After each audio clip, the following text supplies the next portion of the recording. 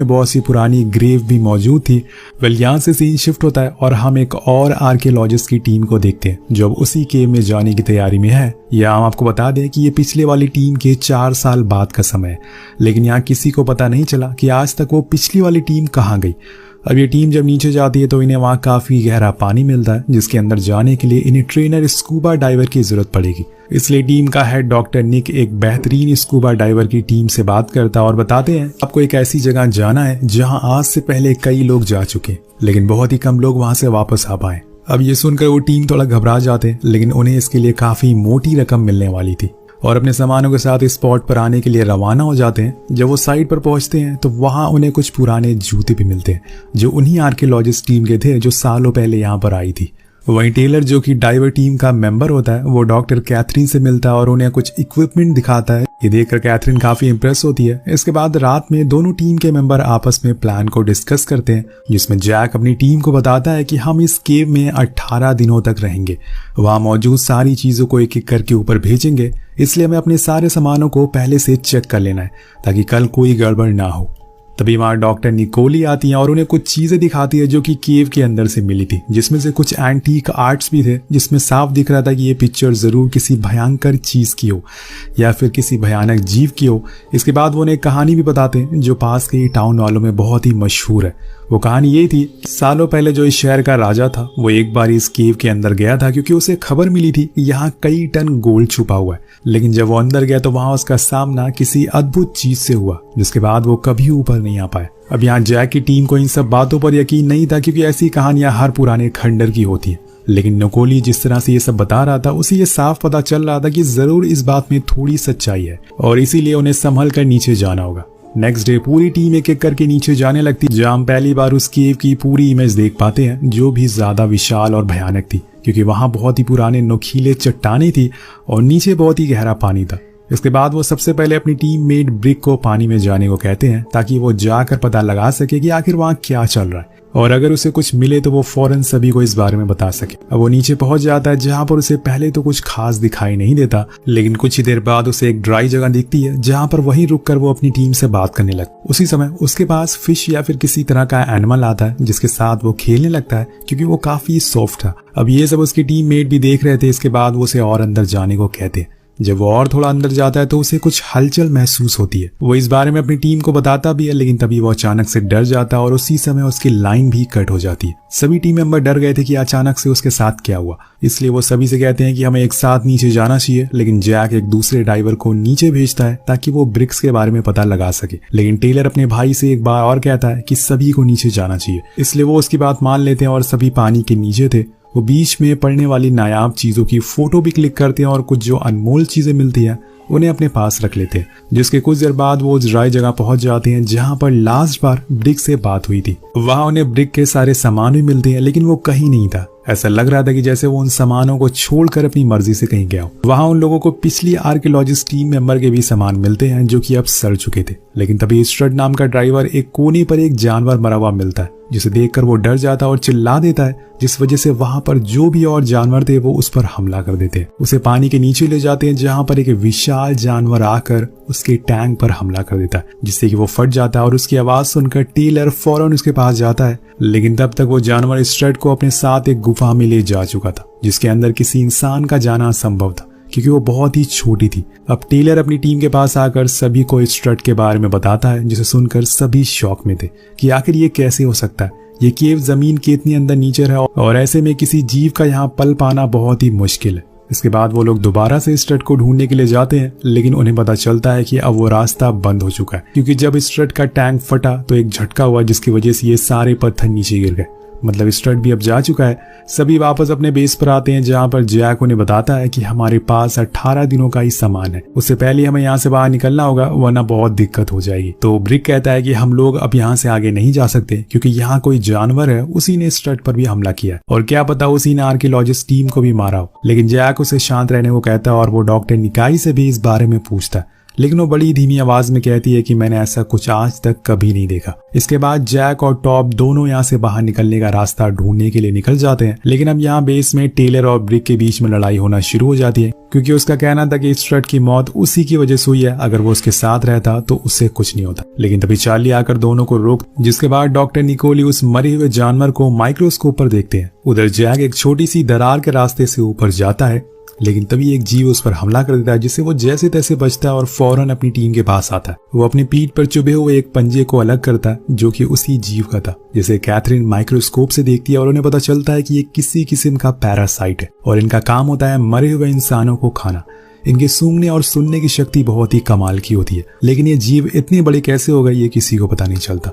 तभी डॉक्टर निकोली कहती है कि ये जरूर यहाँ पे कई सौ सालों से पल रहे होंगे, क्योंकि ये गुफा काफी पुरानी है और इनके अलावा यहाँ पर कितने जीव है किसी को पता नहीं है। ये सब सुनने के बाद जैक कहता है कि हमें यहाँ से अब चलना चाहिए, लेकिन क्लेयर उसे रुकने को कहती है, क्योंकि उसे काफी चोटें आई थी जिसमें से खून भी निकल रहा था। अब डॉक्टर भी उसे मना करते हैं, लेकिन वो नहीं मानता और सभी को लेके दूसरे रास्ते की खोज में निकल जाता है। लेकिन यहाँ वो एक बहुत बड़ी गलती कर देता है, जो उसके साथ साथ उसके साथियों की भी जान ले सकता है। देखते हैं कि आगे क्या होता है। अब सभी लोग आगे बढ़ रहे थे, लेकिन इसी दौरान उन्हें बीच में पिछली वाली टीम मेंबर की हड्डियां मिलती हैं, जिसमें उसी जीव के दांतों के निशान थे। इसके बाद जैक के बताए हुए रास्ते पर वो सभी आगे बढ़ रहे थे, लेकिन यहाँ हम नोटिस करते हैं कि जैक की अब वो चोट बढ़ने लगी थी। उसमें अजीब तरह का इन्फेक्शन होने लग गया था और इस बात पर ध्यान ना देते वो सभी एक चट्टान के ऊपर चढ़ रहे थे। लेकिन तभी टॉप कहता है कि हमें शायद ये गलत रास्ते पर जा रहे हैं, क्योंकि मुझे कोई भी पानी की आवाज नहीं आ रही। लेकिन जैक कहता है कि मुझे आ रही है और कुछ ही देर बाद उन्हें पानी मिल भी जाता है, जिसके अंदर जैक फ्लेयर डालकर चेक करता है कि पानी की गहराई कितनी है। और इसी दौरान उसकी एक टीममेट से लड़ाई भी हो जाती है, क्योंकि वो सभी चीजों को रिकॉर्ड कर रहा था। वो उसका कैमरा पानी में फेंक देता है। इसके बाद वो सभी को बताता है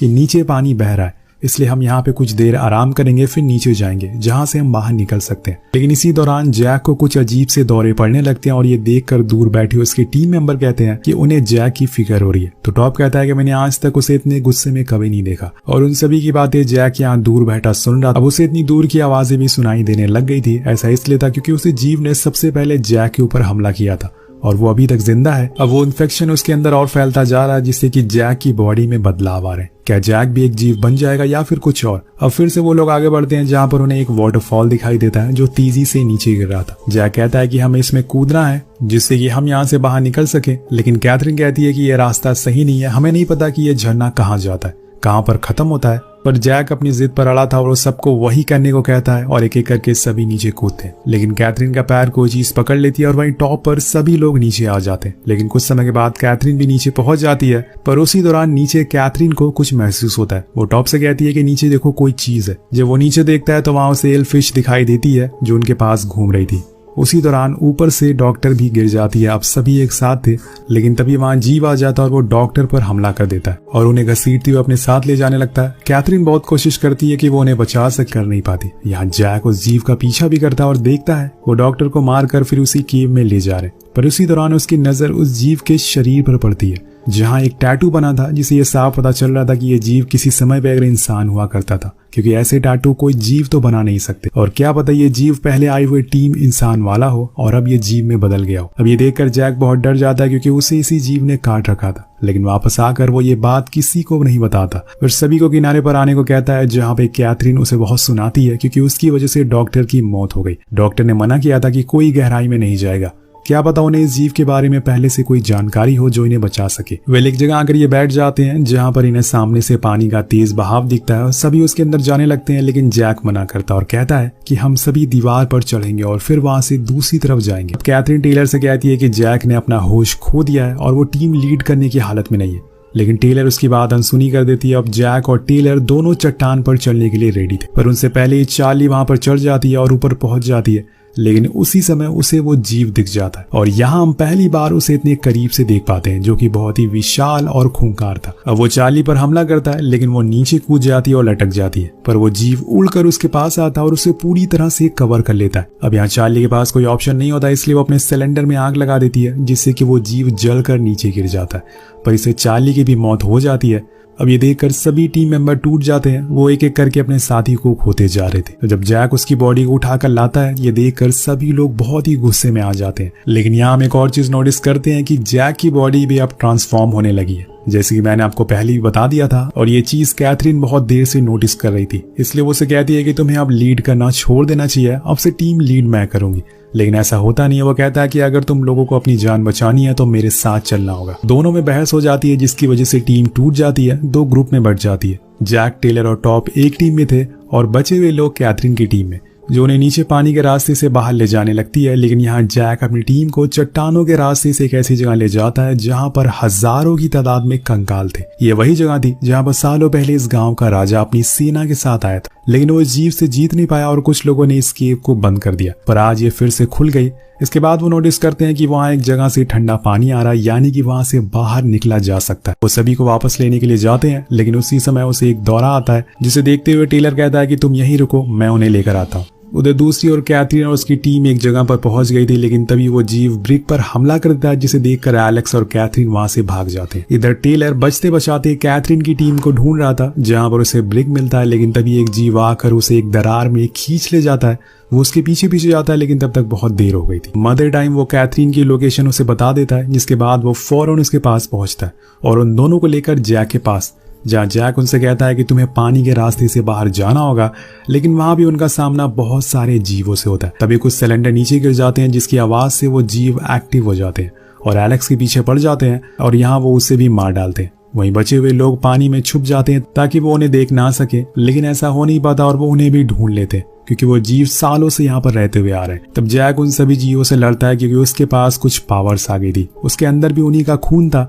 अब वो एक एक करके सभी को मार देता है और फिर वहां से जाने लगता है। लेकिन एक आखिरी जीव उस पर हमला कर देता, तो वो सिलेंडर ब्लास्ट करके पानी में फेंक देता है और खुद उस जीव के साथ पानी में कूद जाता है और बूम, जिसके बाद पूरी केव ढहने लगती है। अब इधर बचे हुए लोग जो उसके बताए हुए रास्ते से एक नदी में आ जाते हैं और वहां से बाहर निकल जाते हैं। कहानी 1 साल बाद आगे बढ़ती है, जहां पर टेलर और कैथरीन एक दूसरे से मिलते हैं। तो वो उसे कहता है कि मैं अपने भाई को बहुत मिस करता हूँ, लेकिन अगर वो यहाँ पर होता तब भी जिंदा नहीं रह पाता। तो वो कहती है कि ऐसा नहीं है, वो यहाँ भी जिंदा रह सकता है। ये बोलकर वो उसे किस करती है और जाने लगती है, लेकिन उसी दौरान टेलर उसकी आंखें देख लेता है, जिससे उसे पता चल जाता है कि वो भी इन्फेक्टेड है। लेकिन यहाँ उसे एक और बात पर यकीन हो जाता है कि वो जीव के बाहर भी सरवाइव कर सकते हैं। जैसे कि कैथरीन रह रही है, क्या पता उसने अपनी एक फौज बना ली, और ये भी हो सकता है कि वो वापस केव में जाकर जैक को भी वापस ले आए। इसलिए वो कैथरीन को ढूंढने लगता है, लेकिन तभी वो गायब हो जाती है। अब इसके बाद क्या हुआ ये तो हमें इस कहानी के सेकंड पार्ट में देखने को मिलेगा, जिसके साथ ये कहानी यही खत्म हो जाती है। आपको ये कहानी कैसी लगी नीचे कमेंट करके जरूर बताएगा। मिलते हैं आपसे अगली वीडियो में। Thank you so much watching. Peace out.